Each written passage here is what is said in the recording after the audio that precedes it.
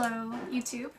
Well, I was just driving home from the grocery store and I turned on the radio and they were talking about homeschool. And I thought, no way, no way. Kids, when they say that number again, memorize it and tell it to me. So I actually called in and I had to try 3 or 4 times. And I thought, okay, there's no way I'm actually going to get through and talk on a live radio station, right? On a live radio show. And so the last time I said, we're sorry, your call cannot go through. I just prayed while I was dialing again. I prayed, said, Lord, if you want me to get through, then, or if you have anything you want me to say, please let me get through and then give me the words to speak when I'm on. So I got through. That time was the time that I got through. And if you've noticed, when people come on the radio, call-in radio shows, if they sound like they're really checked out and like, are you paying attention at all? It's your turn to talk. Say something. Hello, duh. Well, I'm sure there's a phone delay anyway, right, with the cell phones. But the reason that we sound that way, actually, I don't know what I sounded like. I don't really know if I made it on. They did tell me to, it's your turn. Go, you have 15 seconds the whole time I'm speaking. He's screaming at me, you have 15 seconds, you have 15 seconds. So if we sound a little messed up, that might have something to do with it because you can't hear that part where they're screaming at you how little time you have left. So I need to look up the podcast. Washington Talk? Tony Perkins. Washington something. I'll check out the podcast next week and see just how composed I sound. You have 15 seconds. So we just came in and unloaded the groceries and I thought, okay, if I had a few more minutes, what actually would I say? And I think what I blurted out in my 15 seconds was that homeschooling has been really great for our family and for my kids, and I would encourage anyone to try it. I mean, if it's crossed your mind or if you have reasons to not like the current situation you're in, public school, private, I'm trying to say homeschool. Homeschool is a very good option and it's very doable. And I think that's my point, is because all this great fun I've had for 6 years now, I almost didn't do it because I was afraid. I thought, I can't homeschool, man, you have to be just, you've got to be Wonder Woman to be able to do that, right? But you don't. You don't. I can get frazzled just like anybody else. I mean, it's just having the kids that makes you frazzled, right? This is no different. It's just the things we do in a day are a little different. I think if you have your kids in school, you have the stress of getting them up and out the door and then getting them home again and then rushing them to whatever activity you have. And then when you finally get home, I mean, everybody has to eat again and then you have to make them do homework, right? And it's homework that you didn't choose. It may not even be important to you. And the way they teach it these days is like you don't understand. And there is that subtle, mom and dad are outdated and they don't know everything. You need to trust us, but that's institutionally speaking, not the teachers necessarily. And speaking of teachers, someone on the radio, I didn't hear the whole show, but I heard a comment that our public school teachers are very good. And I agree, we have excellent public school teachers. My issue with that is the institution makes these teachers teach practically with their hands tied behind their back. They can't pick out the material to teach. They get to choose, okay, like when you have a toddler, right? And you realize this getting dressed ordeal is just getting out of hand. So you narrow it down. You can choose the blue shirt or you can choose the red shirt. Which one do you want to wear today, honey? It's your choice. You have freedom to choose. Woohoo! And so he picks the blue shirt and thinks he's just, he's empowered to make these decisions, right? Well, that's what they do to our teachers. You can choose from this selection of government-approved books. Who's the last government official that sat on the selection committee who taught a kid anything academically? Let me see a list of that. Okay. Just a side item. Rabbit trail.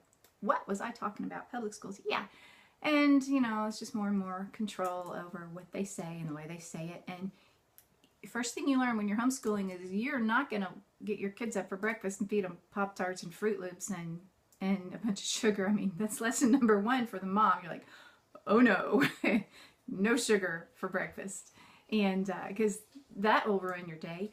But public school teachers, they have no say in that. And I was just talking, honey, I'm talking. I'll be out of your Lego room in about 15 minutes. Thank you. I was talking to a former public school teacher, about a month ago, and she said, you know, no, in her area, the kids weren't being fed at all. They were having to fend for themselves and find food to eat. And so, I mean, you just have no control over what condition your kids are going to arrive to you in, and you have to group them all in one big classroom and do the best that you can. And that's what they do all day long. And when they change classes, man, they get a fresh A team, right, every hour. And you have to have the stamina and endurance to stay in there with it. But homeschool is not like that.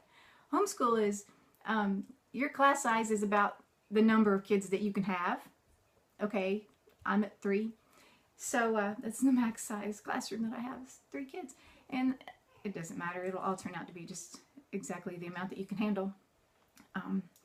It takes all your time, but having children takes all your time anyway. So it's just the day-to-day things are different. I don't have to make sure they sit for 2 hours and do homework that I didn't pick out. I get to choose, well, you know what? I think that book is stupid. I'm not going to use it. I can order something else. Wait a minute. Why are the textbooks, I graduated with my bachelor's. I have a minor in math, and that was in 91. Why are the textbooks teaching elementary arithmetic? Why are they copyrighted in the 2000s? Did we not know how to teach elementary math before I got my minor in math? Or before I got my master's degree? Really? So I went back and looked up old books, because I can pick out any book that I want. And I got some really good books. And, you know, you do this for a few years and you're going to be strongly opinionated on, you just get your own homeschool ideas, right? Your own education ideas. And I don't like sight words. And that is not a strong enough word. I don't like sight words. I like old math books, but you know, these are just things that I've learned actually working through them with my kids, and we're having fun while we're doing it, and we're learning while we're doing it. And another thing I want to throw out, homeschool does not necessarily mean I'm sitting there with you and I am teaching you all this stuff, all this brilliance in my brain, right? I am just pouring that out to you because you are empty and can't do anything unless I explain it to you. No. You can do it that way if you want to, but in my house, you know, once I work with you and you learn to read, I get you a good book, and you have a good book, and it's totally appropriate for you and your abilities where you are right now, and you can read it and you can figure it out for yourself. And so in my house, my homeschool, it's more like a management type thing, coincidentally. So you don't have to sit there and actually I started out that way, sitting there with the Abeka curriculum, and it's very good, has an excellent reputation. I think it's one of the oldest in the industry of homeschool, but I would sit there with my kid and this was kindergarten, you know, I would read the paragraph that I'm supposed to read, and then he would say something, and then I go back to my book and says, the child says this, and repeats it to me. And then I read what I'm supposed to say next, and then I say it, and he says something. I'm like, what did you say? And meanwhile, I'm reading my next paragraph of what I'm supposed to say, and he's looking over my shoulder going, what's next? What's next? I'm like, I'm not there yet. So it hit me several years later. I'm like, just give him the book. He doesn't need me to spell this all out to him. You know, our kids have brains. I could talk forever on that. Okay, but my point being, you don't have to sit there. I don't want you to think in your mind, get an image of bringing a classroom into your home. I mean, if that's what you want and you want to do that, it's all up to you because you're the mom. But I don't think I know anybody that homeschools that way, or at least not past kindergarten. And we go, oh, and then there's an infinite number of ways to do it that matches you and your abilities and your kids and exactly where they are.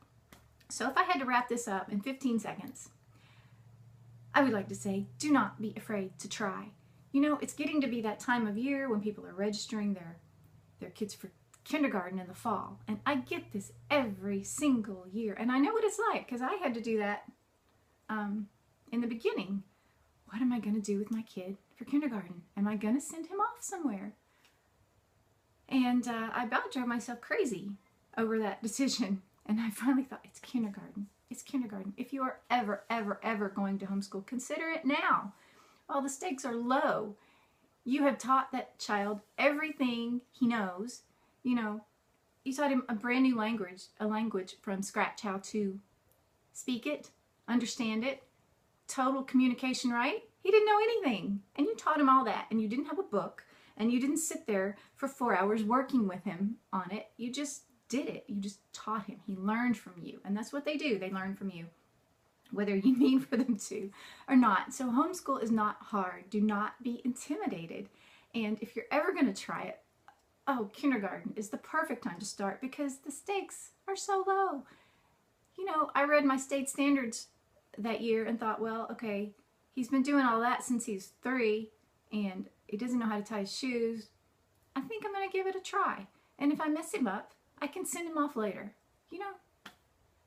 And now that I've been doing this for 6 years, I can say I would much rather have him at home for kindergarten and ship him off later than have him learn to read in a public school and then come home and have to deal with that. So, is that a topic for another video? Sorry. Yeah, guys, don't be afraid of this. It's not hard. And it's been the best thing that could have happened to our family. And I think I'm only halfway done. 3 kids. I did grades 2, 4, and 6 this year. And it's just loads of fun. Yes, I'm scatterbrained and flustered. And, you know, I think I would be that way anyway. I think I would be that way more so if I had to get up and run them around all over the place every single day. And if I were home living my life while they're at school away from me, living their life and dealing with other things that I don't even know what they are. Okay, one more topic. And I have friends, you know, who tell me, I have a family member outside of the country who's sick and I need to visit, right? And then the school says, I'm sorry, your kids can't miss that much school. Or they have to take the work with them. Or they have to get permission to leave. Excuse me? You know, the really good thing about being your child's teacher is I know all at once, without even really having to stop and think about it. Here's my parent-teacher conference. Yeah, I know what I'm going to do. Okay? I know instantaneously what's important to me. Do I have a family member out of town and we need to go? I mean, is this serious? Do I need to go? I have my own books. I can decide what's important to take. And, or, you know what? We'll just call it a vacation. We'll pick it up when we get back. You know, I know my schedule. I know their workload. I know you have a dance recital. I know you have a guitar recital.